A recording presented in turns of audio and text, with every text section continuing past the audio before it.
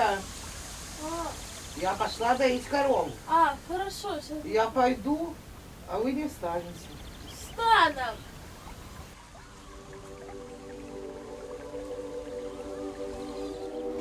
Юля, мы насчет твоих слов разговаривали? Насчет таких? Нахрен. Это ты не сама должна что-то делать.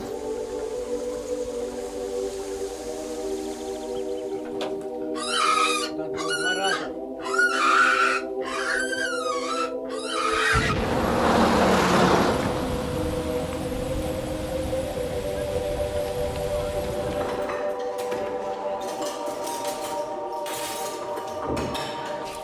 Господи, такая бешеная стала.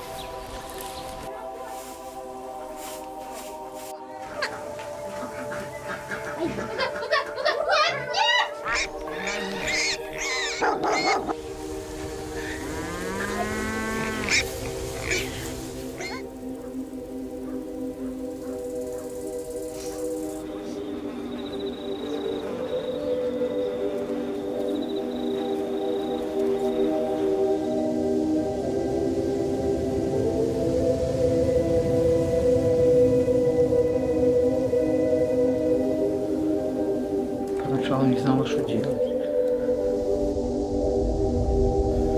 Страшно, неожиданно. Вообще.